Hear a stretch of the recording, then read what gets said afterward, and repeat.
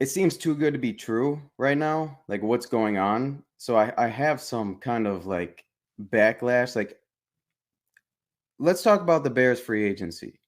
Okay. What would you, if you had to give a grade or evaluate everything that they've done in free agency, um, what does that look like from your eyes? Would you include Keenan Allen in that since he was a trade acquisition? We will. Yeah, we Okay. will.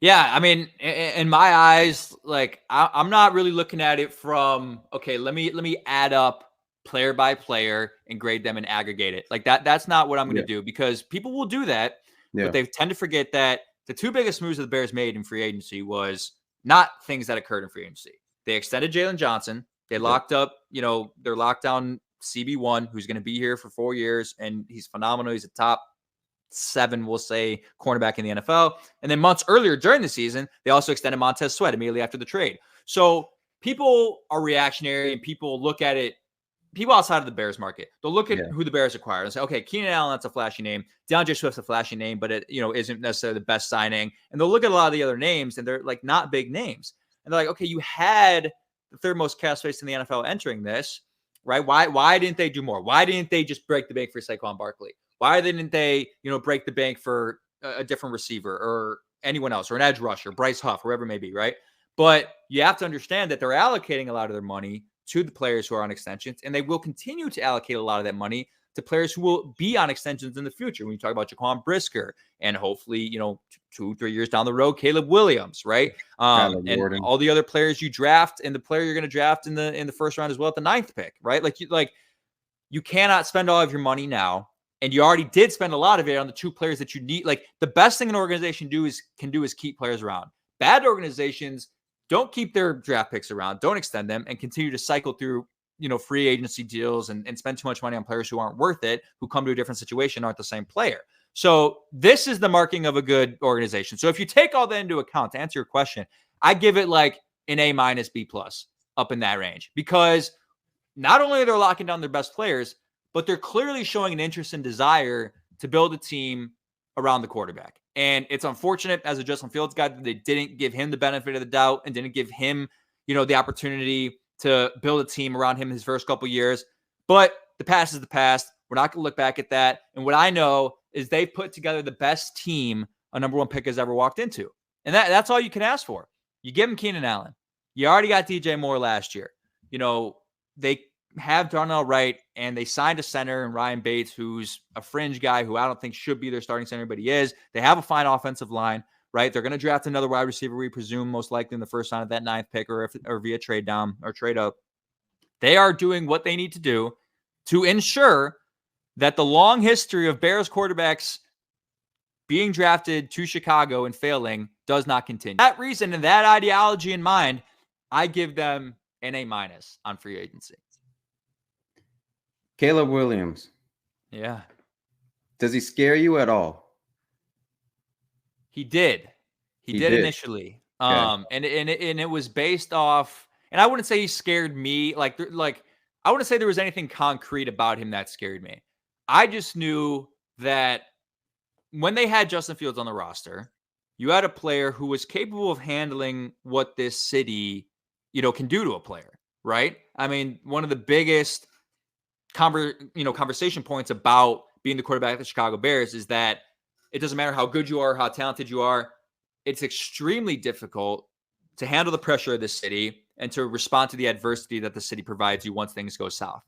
We saw it with Mitch Trubisky, we saw it with Jay Cutler, and we saw it with Justin Fields, is when things get bad, no matter what the circumstances are, city's going to get on your ass, and it's super hard to respond to that adversity.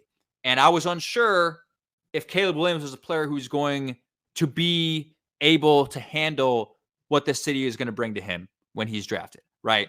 And you have certain data points in his college career that could lead you to concern, right? The Notre Dame game, one of the biggest games that he played in college, completely fell flat, didn't respond to adversity the entire game, his worst college performance by far, right? There's other instances where last year, their 7-5 USC team, they had all the talent in the world. They were ranked, top 5 nationally going into the year. They should have been a top 4 team in the college football playoff. They didn't. They lost a lot of different games. And people and myself at the time, as you should, raise question marks Because when you have a decision this large, you got to dissect everything. You have to look at every different angle of it. And you'd be negligent not to look at the potential cons, the potential concerns that you would have with a player who's hailed as the best prospect in the last 20 years. So months ago, I was a little bit fearful. But seeing the way he's conducted himself at the combine, conducted himself in interviews, handled the adversity that's already being shown at him for the lipstick and the pink phone and the painted fingernails and all those things, it appears to me from the outside looking in that he could be equipped to handle what the city is going to ask of him. And the pressure is higher than ever because not only is he hailed as this unbelievable generational prospect and all the words you want to throw out and all the adjectives you want to throw out, he is, like I just said, walking into the best situation number one overall pick has ever walked into. So because of that, automatically, he's going to be expected to win from the jump. I'm sorry, dude, you don't get the benefit of the doubt that most rookie quarterbacks do. If you say that you're this good and everyone says that you're this good, it better show week one. So the concern is still there, as it should be for everyone. Even if you're the biggest Caleb Williams fan in the world, the concern is still there in the back of my mind that if they don't win, if they go 0-3 to start the year, with this team that's clearly good enough to make the playoffs, how do we respond? What happens? What happens to Matt Eberflus, right? Will the head coach get fired in his first year, and then we switch head coaches like we've done with every quarterback in the past, like we did with Mitch Trubisky and like we did with Justin Fields, right? Those things haunt Bears fans and haunt me because that's been the tradition and history of this organization that they haven't been able to get right. But from the outside looking in, and I don't know him from a personal standpoint, I believe that he will be able to handle it. And hopefully, and I think he will play well enough that we won't have the concerns that he won't be able to respond to the negative energy that the city brings to every single quarterback that comes here.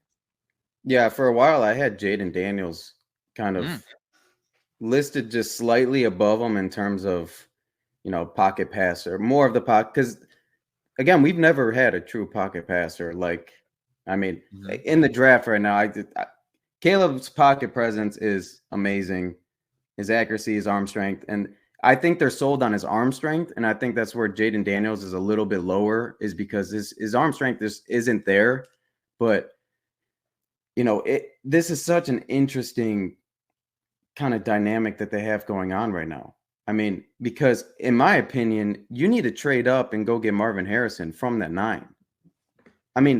You're sitting here with 2 generational guys in the same draft that are going to go top 5, arguably, and you, without mortgaging your future, you have 9 picks next year, right? And you can't theoretically, you don't want to be in a position where you're drafting 9 guys in a single year. So why not trade up from the 9 to go grab that duo for the next 10 years? Yeah. So I've been on this for the longest time too. And I went to Ohio State with Marvin Harrison Jr., played basketball with him a bunch of times. Super nice dude, super cool dude. But I can tell you, being up with him close and personal from an athletic standpoint, like he is a different beast as an athlete. Like I've guarded this dude in a game of basketball. I would know, how good of an athlete he is. And he is different. And it's interesting because at the start of this whole process, the draft process, we thought that was out of the realm of possibility, right? We thought that Marvin Harrison Jr. was going to be a lock for a top 4 pick. But as he opted out of the combine, opted out of his pro day, which was interesting because most players don't opt out of their pro day. I don't know why he did that. I still don't know why he did that. There's no injury concerns. You are unlikely to get injured at pro day. It's run by your own team. That was weird. But as this process has gone on, there's been more chatter about Malik Neighbors. There's been more chatter about Rome Odunze. There's been more chatter about J.J. McCarthy and potentially the Cardinals trading down at 4. So if you get into a situation where Marvin Harrison Jr. is available at 5, you might have to pull the trigger. Now, the question is, what's the return? What do you have to give up in that instance? Because moving up 4 picks in the top end of a quarterback-heavy first-round draft, the team that's there at 5, which I believe is Los Angeles Chargers, which is a team that needs blue-chip players, but also a team that has just ripped its team to the studs and has a star quarterback, would like to accumulate extra draft capital. If you're that team and you have the Broncos at 11, willing to give up 2 future first-round picks, I think the Broncos are 11, they might be 10, willing to give up 2 future first-round picks to move up and take J.J. McCarthy or move up and take Bo Nix or Michael Penix Jr. or Drake May if he wasn't taken in the top 3,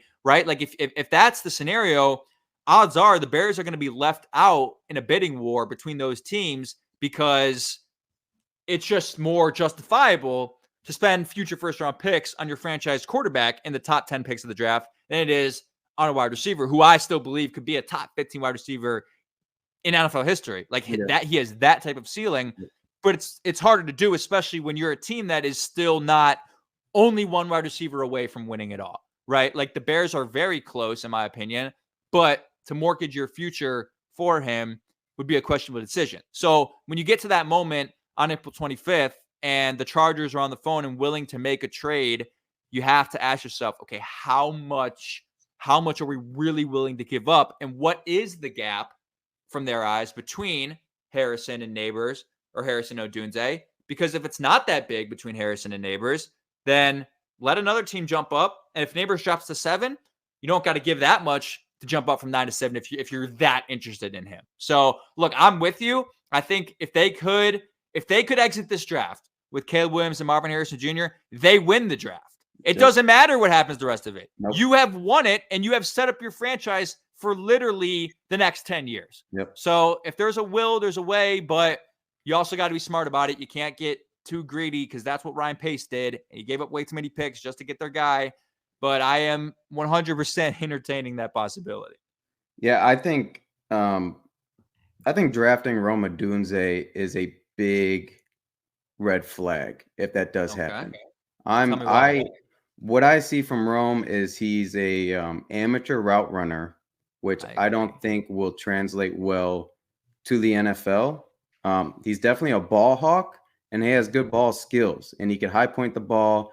He's super athletic, but I just think his route running, he's not a top 10 pick. Okay. He's just not.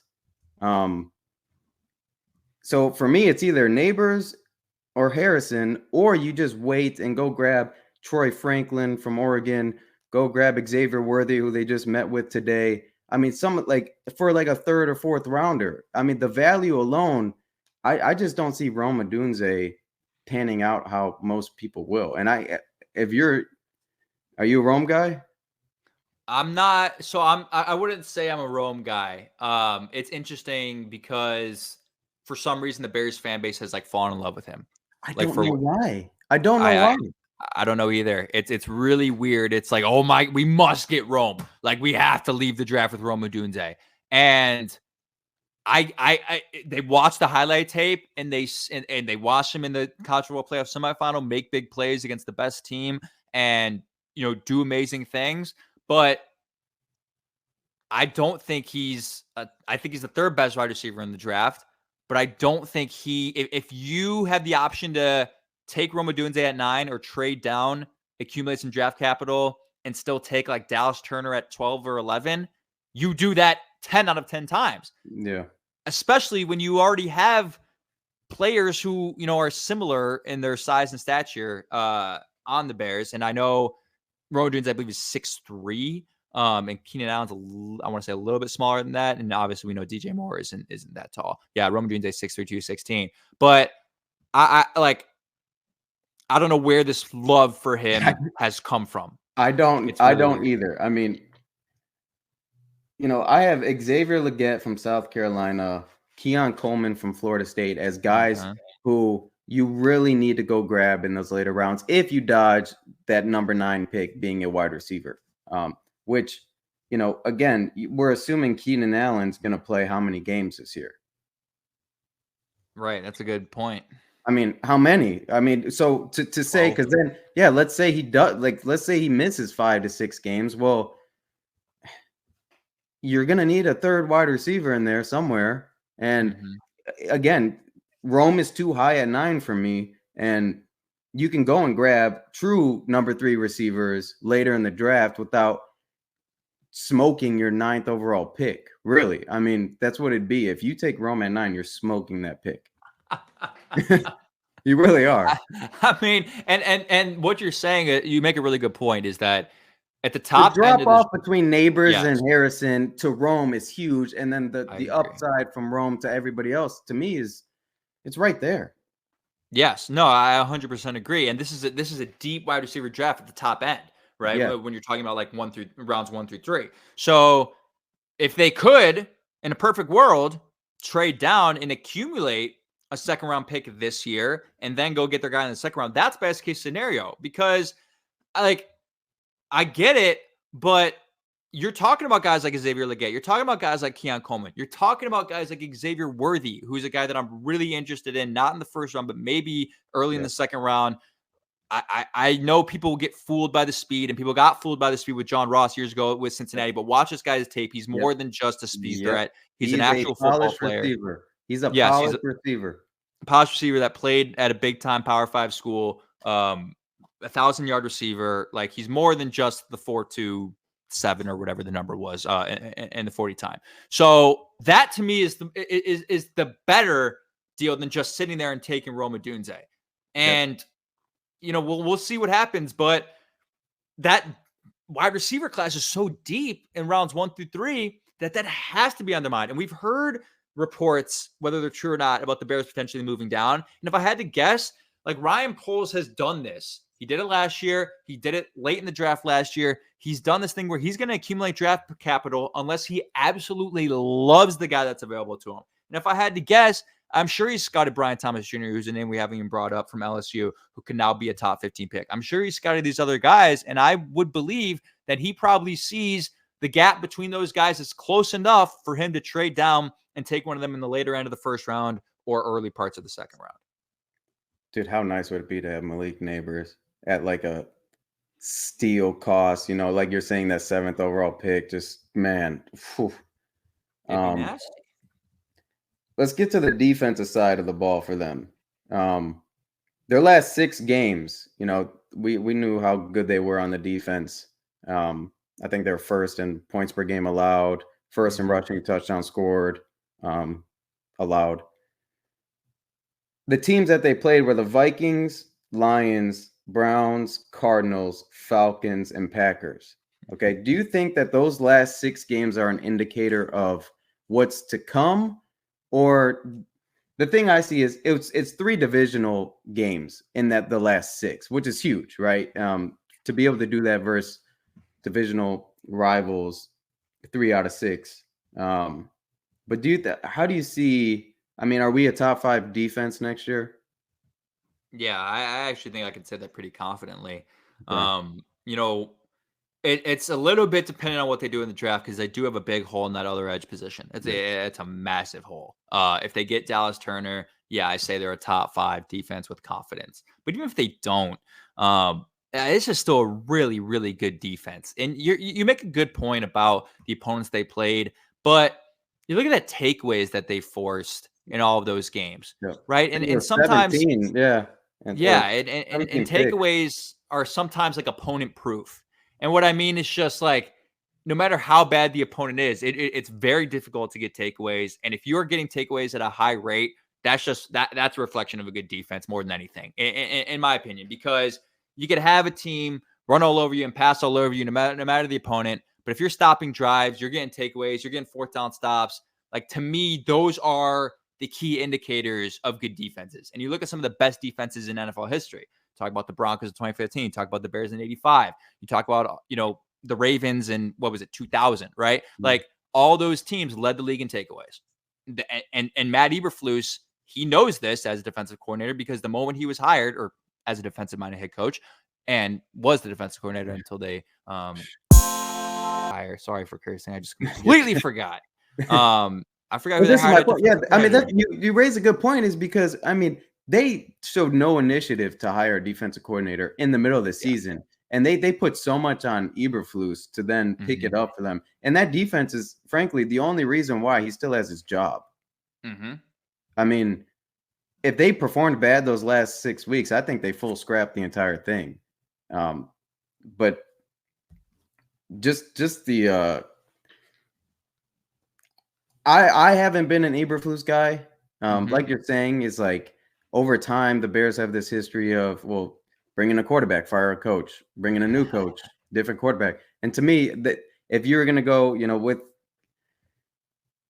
I always said, like, who can you imagine winning a Super Bowl first, Matt Eberflus or Justin Fields? I mean, who would you pick? Justin Fields. I would. mean, I mean, yeah. yeah. And In their to current me, situation. I'd have no problem sliding Eberflus to the DC position, and bringing in somebody else to kind of lead the way. But hopefully it works out because they kicked ass the last 6 games. So